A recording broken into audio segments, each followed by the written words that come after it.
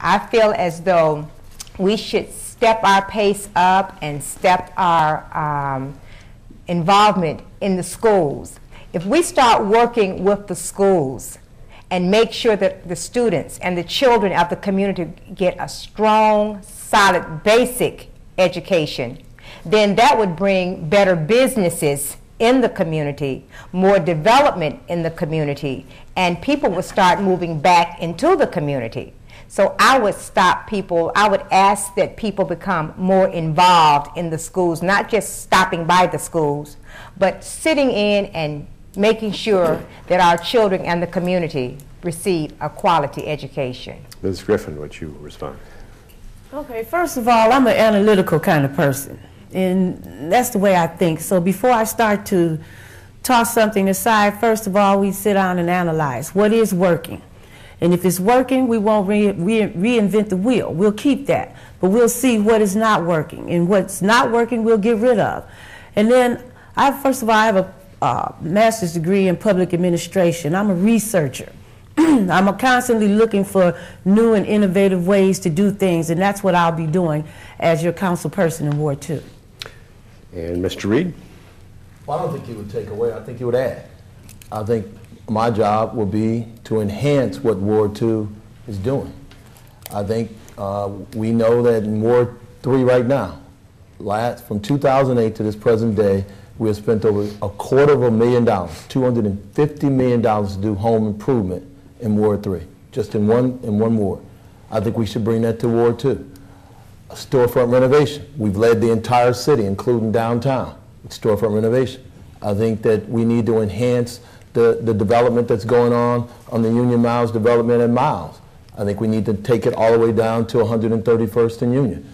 I think we also need to bring, to enhance, when we talk about the criminal surveillance programs. I don't think you take away from it, Mr. Boysaw. I think you add to it, and that's what we've been able to do. That's what I've been able to do.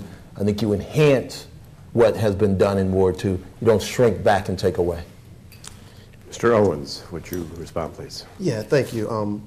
I would definitely add to programs that would beautify properties, because I definitely believe that property values are the key to Ward 2 communities.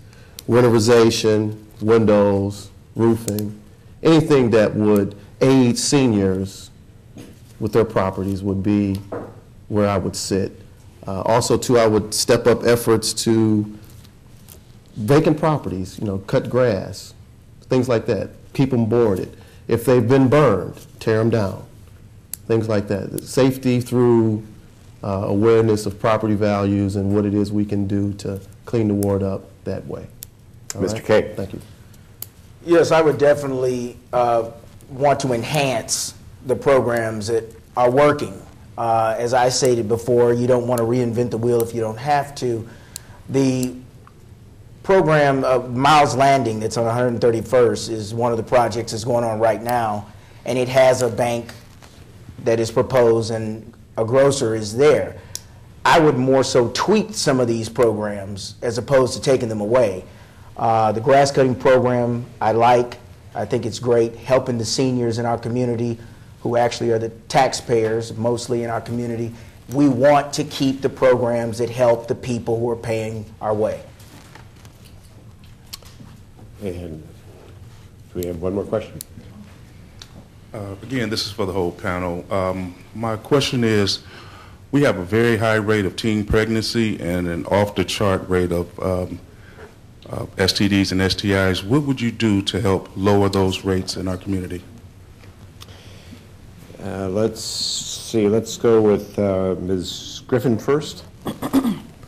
Thank you. I think the old saying goes, an ounce of prevention is worth a pound of cure. And prevention and intervention starts with education. You empower people with education. We would bring in our health professionals and actually start perhaps in the schools. And then further it, and hopefully it'll mushroom into the community where we can have forums to teach our youth about various abstinence and so forth as it relates to sexuality. Mr. Owens. Earl B. Turner, full of workshops, abstinence, pass out condoms. Okay, they speak about teen pregnancy. Already exists, Earl B. Turner, so just simply motivate them to come and to be part of the workshops that currently exist at Earl B. Turner, right? That would be my way. Thank you. And Mr. King. There's, speaking of Earl B. Turner, about once every 2 months, there's a mobile bus unit that comes and sits out front. And there are two people. There's a registered nurse and there's a gentleman who runs the operation. She may be a practitioner, I'm not sure. People who go on that bus, it's almost like a flow. They're going in and out of it. And I asked people why or what makes them go on there. It's because they can't get to doctors and things like that. And so this bus is very useful.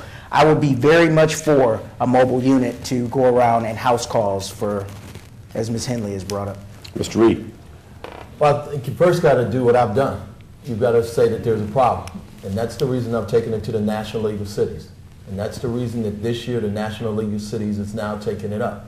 Because it's a serious epidemic problem. And the reason I brought it up to the National League of Cities is because when you see Sarah Palin's daughter on television with her baby, and you see Britney Spears' cousin or sister on television with their baby, people in our community think that's the way to go. But we know it leads to poverty, we know it leads to miseducation, and therefore what I've done is take it to the National League of Cities, and we are now going to take it on a national level because of an epidemic in our community. Ms. Henley. Yes, this problem did not just start with Sarah Palin's daughter or with Britney Spears' sister. This has been an ongoing problem, and I think what we have failed to do is talk to our youth. They are a big part of this solution. Adults always feel as though we have all the answers when it comes to our youth. We need to ask our youth, what is it about promiscuity other than, you know, you become heated in certain moments that you want to have a baby? Talk to our youth and have them be a part of the solution. Thank you. And a final question, Marcella. My question was for the whole panel. I just wanted to know if you guys thought it was a good idea that after the election and whoever wins, if you guys would meet up or not even meet up, just collect ideas from each other, if you guys do that. Thank you. The whole panel. Mr. Owens, would you go first, please? Yeah, I would definitely do that. Currently, I do talk to Mr. Reed, Charlene Laster, King. We're not enemies. We're just running for the same job. So we definitely will talk and continue to participate on community activity levels. So yes, definitely. Thank you. Mr. King. That was a very good question. Yes, I'm all for that wholeheartedly. Like Mr. Owens said, we're not enemies. I speak to everyone as well. But I do think that whoever is elected, that we all should get behind them and work with them, hold me accountable, hold anybody who's elected accountable, and also help them, because the ward is in need of some one of us to do it. Thank you. And Ms. Griffin, would you answer, please? I'd just like to start off by saying I believe that everybody on this panel has Ward 2's genuine success at heart. I certainly do. And I would be very open and vocal with whoever becomes the next council person in Ward 2 to offer my ideas. We all know that we want the best for Ward 2, but we just have different ideas on how we can accomplish that. Thank you. Ms. Henley. Yes, I too feel as though I have skills and talents to work with anyone. If I'm not the one, which I do hope and pray I am the one, but I have the skills and talent to work with anyone. And I would like, that's my community, that's home. And I will continue to work in Ward 2 and use my skills and talent in whatever area that's best suits Ward 2. Thank you. Mr. Reed. I think the best indication of the future is the past. My mother comes from the Show Me State. Mr. Bowden, Reverend Bowden, sits here. He can remember I ran against his brother.